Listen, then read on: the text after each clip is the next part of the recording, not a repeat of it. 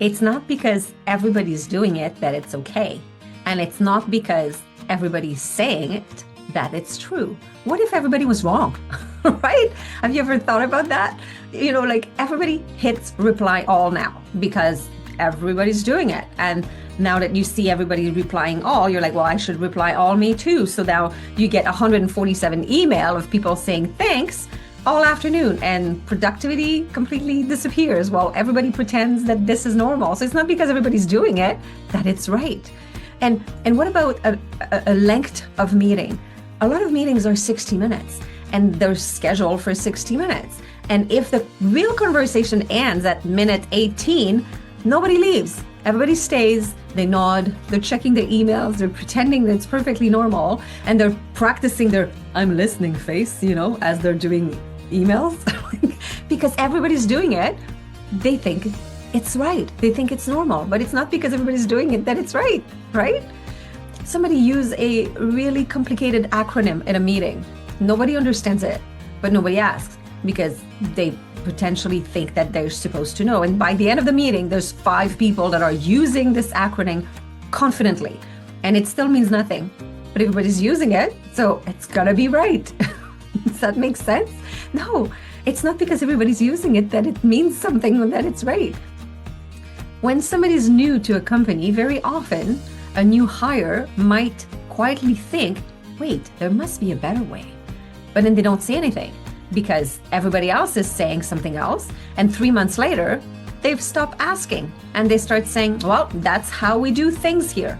But it's not because everybody's doing it that it's right. See, our brain is wired for efficiency, not accuracy. And one of the favorite shortcut is just to follow the crowd. From a neuroscience perspective, this comes from a social proof, right? And our brain needs that safety, needs social proof that something has got to be tested by others. And if somebody else is doing it, then it must be true.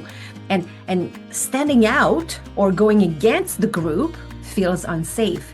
And now your amygdala would think that there is danger. So the brain tries to make us conform all the time.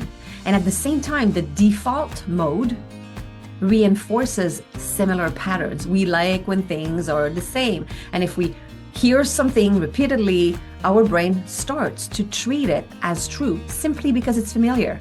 This is the illusory truth effect, because it's just an illusion. It's not the truth. It's an illusion, but repetition blinds us. Repetition builds a neural pathway, and then the stronger the pathway, the more automatic that belief will become, unfortunately. Now add dopamine to that mix, because when you agree with other people, or it makes you feel accepted, and then your brain rewards you and it sends you a shot of dopamine, of feel-good chemicals, and then you're like, yes, I'm doing something right by agreeing with other people. I'm fitting in. So here's the real challenge. Stop following, stop listening blindly, and ask yourself, just take a break and say, is this true? Is this because it's safe to think that way, or is it really true?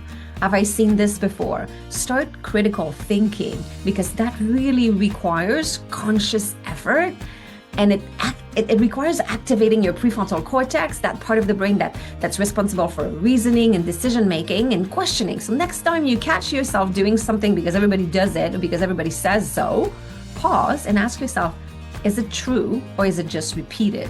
Is this right or is this just common? So stop aligning yourself with things that are comfortable.